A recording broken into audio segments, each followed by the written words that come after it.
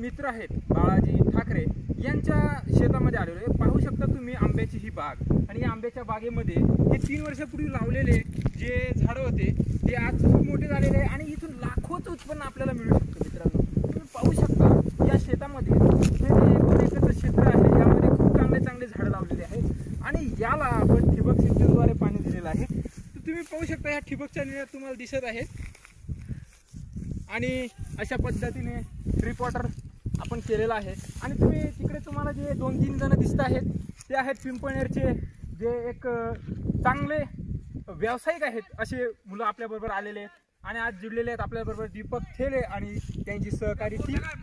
पाहू शकता तुम्ही इकडे मोर पण आलेला आहे, जो इतकी सुंदर बाग पाहून मोर सुद्धा आलेला आहे, त्यालाही मोह कधी आवरला गेला नाही। तर पाहू शकता आंब्याच्या झाडांना मोहर पण आलेला आहे। आणि पहा इकडे पहा, खूप चांगलं सौंदर्य तुम्हाला दिसेल आणि इकडे आजूबाजूला जे काही लोक पण राहतात तिथे इथे लक्ष पण देतात।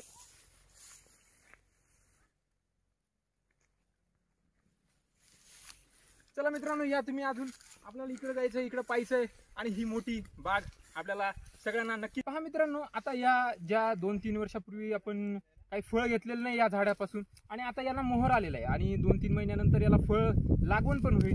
आणि अशा पद्धतीने हे जे झाड आहे तिथे तुम्ही खाली पाहू शकताय की इथं आपण थोडासा गेरू लावलेला आहे जेणेकरून त्याला कीड लागू नये म्हणून।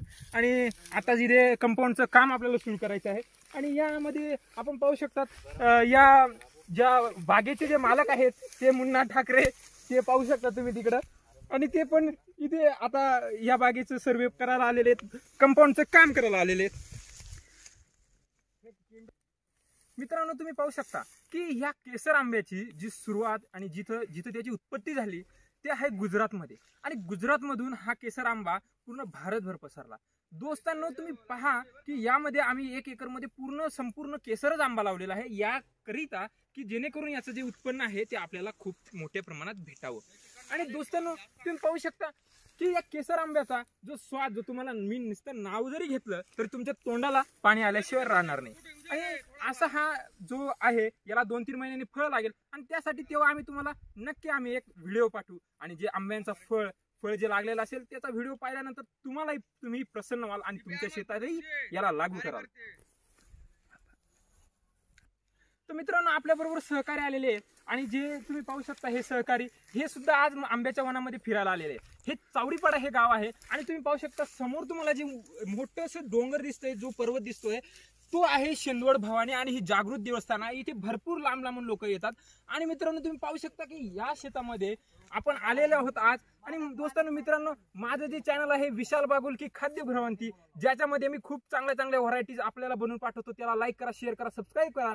आणि दोस्तांनो, आज माझा मित्र दीपक थेले याचं हे जे YouTube चॅनल आहे त्याला सुद्धा लाईक करा, सबस्क्राईब करा आणि सगळ्यांमध्ये तुम्हाला देत राहणार आहे नवीन YouTube चॅनलच्या नवीन लिंक्स, आणि त्याच्यातून आपण सगळं एन्जॉय करा, नवीन गोष्टी शिका। चला मित्रांनो, तो मिळतो तुम्हाला पुढच्या व्हिडिओमध्ये। जय हिंद, जय महाराष्ट्र मित्रांनो।